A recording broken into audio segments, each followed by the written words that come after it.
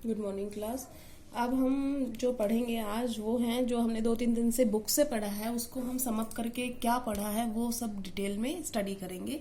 तो अब हमने पढ़ा था कि एसिड कौन होते हैं। एसिड वो होते हैं जो जलीय विलयन में H+ आयन देते हैं। तो जलीय विलयन में वो टूट कर H+ आयन दे रहे हैं। और अगर इंग्लिश मीडियम की बात करें तो acid gives H+ ions in aqueous solution। Acid H+ ion देते हैं aqueous solution में। तो एग्जाम्पल हम कर लेते हैं। फॉर एग्जाम्पल HCl होगा, वो टूट के क्या बनाएगा H+ Cl-। ठीक है। और जो ये H+ है पानी के साथ मिलके ये क्या बना लेता है H3O+, जिसको हम बोलते हैं हाइड्रोनियम आयन। तो कोई आपको हाइड्रोनियम आयन बोले तो घबराना नहीं है, वो H+ ही है पानी के साथ में। ठीक है। अब बात करते हैं बेस की। बेस जो होता है वो base gives OH- ions, hydroxide ions in aqueous solution. Base जो है OH- आयन देते हैं एक्वस सॉल्यूशन के अंदर।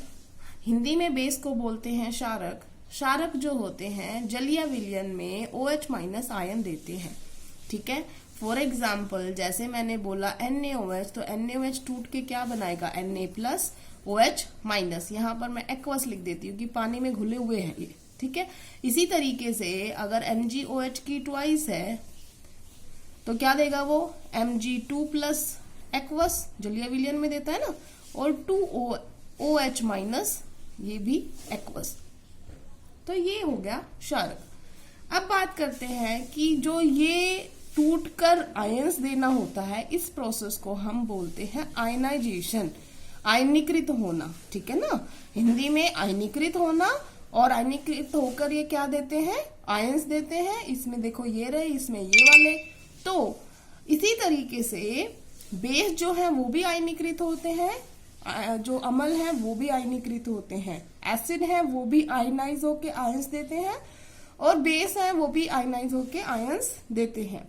जिसकी वजह से जो उनके सॉल्यूशन होते हैं, विलयन जो होते हैं जलीय विलयन, वो विद्युत का चालन करते हैं। ये आपने पढ़ा था ना, ग्लूकोज नहीं करता विद्युत का चालन। यूरिया है वो विद्युत का चालन नहीं कर रहा। तो वो क्यों नहीं कर रहे? क्योंकि उनके पास आयंस नहीं है जलीय विलयन में। विद्युत का चालन एसिड और बेस दोनों करेंगे जलीय विलयन में, क्योंकि वो क्या हो जाते हैं, क्या प्रोड्यूस करते हैं, आयंस प्रोड्यूस करते हैं। वो आयनीकृत हो जाते हैं और आयंस में कन्वर्ट हो जाते हैं। इस वजह से वो विद्युत का चालन करते हैं। अब उसके बाद आया था पीएच स्केल। तो पीएच स्केल क्या होता है बेटा, कि जो अम्ल की या क्षारक की कितने उसमें H+ आयंस है वो बताए। भाई सीधी सी बात है, एक एसिड है, दूसरा भी मान लो एसिड है, और अब आपको ये पता करना है कौन सा अच्छा एसिड है, कौन सा स्ट्रॉन्ग एसिड है। तो आप उसमें क्या करोगे, आप उसमें वो पीएच पेपर डाल के देख लोगे।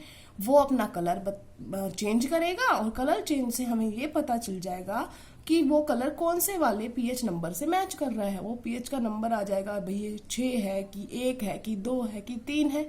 जितना ज्यादा कम पीएच होगा उतना ज्यादा स्ट्रॉन्ग एसिड होगा। ठीक है। तो फॉर एग्जाम्पल अगर पीएच में पेपर को डुबाने के बाद एक का आया 3 और एक का आया 6 है, ये भी एसिड है, ये भी एसिड। 7 से नीचे वाला क्या होता है, एसिड होता है, अम्ल होता है। लेकिन किसकी वैल्यू कम है, इसकी। तो इसका मतलब ये क्या है, ये है प्रबल अम्ल, ये है स्ट्रॉन्ग एसिड। ठीक है ना। और ये क्या है, वीक एसिड। एसिड तो ये भी है, लेकिन ये क्या है, वीक है, ये दुर्बल अम्ल है। क्या है, दुर्बल अम्ल। ये बात समझ में आ गई। अब ये तो हुई अम्ल की बात। अगर मैं बात ये करूं कि बेस के अंदर तो H+ आयन, हाँ बेस के अंदर H+ आयन होते हैं। वो बेस की वजह से नहीं होते। बेस का जो जलीय विलयन बनाते हैं तो हम पानी डालते हैं, और पानी जो है वो टूट कर क्या बनाता है H+ और OH-। अब ये तो दिख रहा है ना वहां पर, तो इस वजह से इसमें क्या होगा, H+ आयन दिखाई देंगे, लेकिन बहुत बहुत बहुत कम मात्रा में होंगे। तो इसका मतलब H+ आयन की बहुत बहुत कम मात्रा उसे क्या टेस्ट दिलवाती है, क्षारक वाला टेस्ट। तो अब जैसे पीएच किसी का एक का आया 9 और एक का आया 14, तो पीएच में जितना ज्यादा होता जाएगा उतना ज्यादा वो स्ट्रॉन्ग बेस बनता जाएगा, जो प्रबल क्षारक जो होता है वो बनता जाएगा। तो 9 और 14 दोनों ही क्या है, क्षारक है, बेस है, क्योंकि 7 से ऊपर है। 7 उदासीन होता है और 7 से ऊपर जाएंगे तो वो क्षारक की कैटेगरी में आएगा, बेस की कैटेगरी में आएगा। लेकिन इसकी वैल्यू कम है, इसकी वैल्यू बहुत ज्यादा है, और ये तो मैक्सिमम है 14, तो इससे ज्यादा होती ही नहीं है। तो इसका मतलब ये क्या है, ये बहुत ज्यादा स्ट्रॉन्ग बेस है। ये कैसा है, वीक बेस है। ये दुर्बल क्षारक है, ये प्रबल क्षारक है। प्रबल मतलब स्ट्रॉन्ग, दुर्बल मतलब वीक। इतनी बात समझ में आ गई। तो हम पीएच स्केल से H+ आयन की सांद्रता कैलकुलेट करते हैं, उससे ये बताते हैं कि कौन सा अम्ल या कौन सा क्षारक ज्यादा स्ट्रॉन्ग है या वीक है। ठीक है। उसके बाद आए थे हम अम्लीय वर्षा पे। अम्लीय वर्षा जो होती है, जैसे नॉर्मल रेन वाटर जो होता है बेटा, नॉर्मल रेन वाटर में पीएच जो होता है 7 से नीचे होता है, 5.6 तक रहता है। तो इसका मतलब अगर बारिश का पानी 5.6 से 7 के बीच में अगर उसका पीएच रहता है तो नॉर्मल बारिश है। नॉर्मल बारिश है क्योंकि हल्का सा एसिडिक है, और हल्का सा एसिडिक हो जाता है क्योंकि हमारी वायुमंडल में CO2 गैस है, और CO2 जब वाटर से मिलती है तो क्या बनाती है, H2CO3, जो कि एक एसिड होता है लेकिन बहुत वीक एसिड होता है। तो इस वजह से उसका पीएच थोड़ा सा नीचे चला जाता है। नहीं तो अगर सिर्फ बादलों वाला पानी ले तो बादलों का पानी का पीएच क्या आएगा, सिर्फ 7, क्योंकि उसमें कोई भी आयन नहीं आएगा। लेकिन जब वो वायुमंडल में आ रहे हैं तो CO2 गैसेस वगैरह से इंटरेक्ट कर रहे हैं तो हल्का सा एसिडिक हो जाता है, हल्का सा अम्लीय हो जाता है। लेकिन अगर इससे भी नीचे चला जाए, 5.6 से भी नीचे चला जाए, तो अब वो वर्षा क्या कही जाएगी, अम्लीय वर्षा कही जाएगी, एसिड रेन कही जाएगी। ठीक है।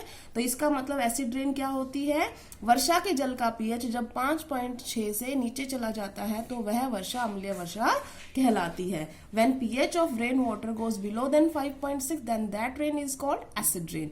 ठीक है। अब एसिड रेन होने से क्या प्रॉब्लम है, क्या प्रॉब्लम हो जाएगी, ऐसा क्या हो जाएगा जो नहीं होना चाहिए। तो परिणाम क्या होंगे, कॉन्सिक्वेंसेस क्या होंगे एसिड रेन के।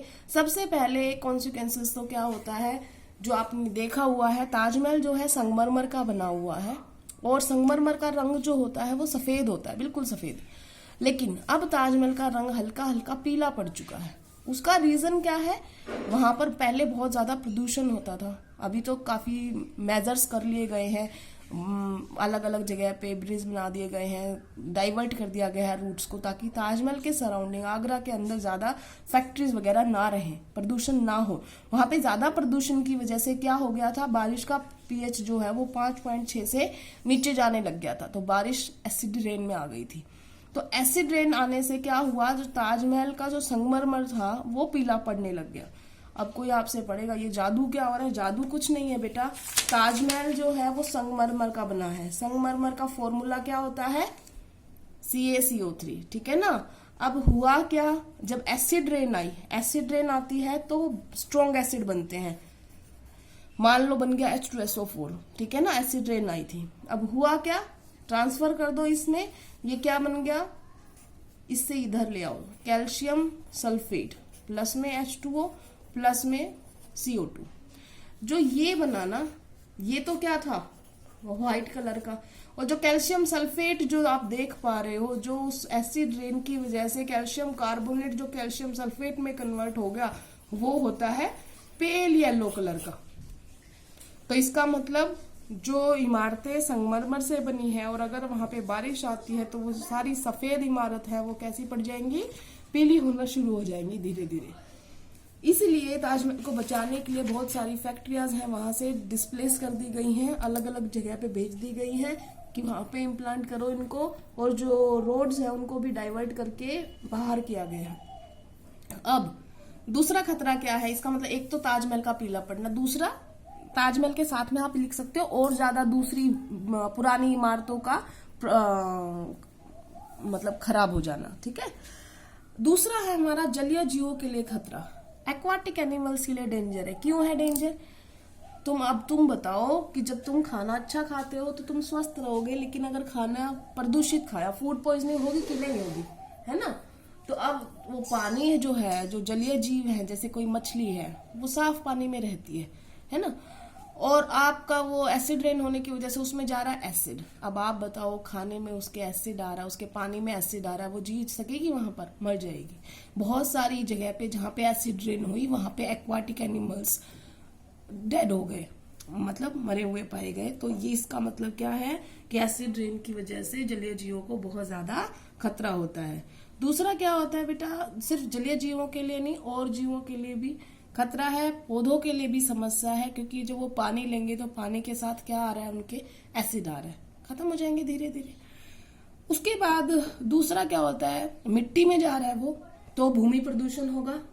भाई भूमि में प्रदूषण हो रहा है, एसिड जा रहा है, और धीरे धीरे जो, क्योंकि आपको पता है कि हमारी जो धरती होती है वो एसिड होने की वजह से बंजर होने लग जाती है। तो अगर ज्यादा एसिड रेन हो गई तो वहां की धरती जो हो गई वो उपजाऊपन अपना खो देगी और उसकी उर्वरता खत्म हो जाएगी, और वो क्या बन जाएगी, बंजर बन जाएगी। फिर उसमें पौधे आप उगाना चाहोगे तो भी नहीं उगेंगे। ठीक है, तो ये हमने सारा पढ़ लिया था।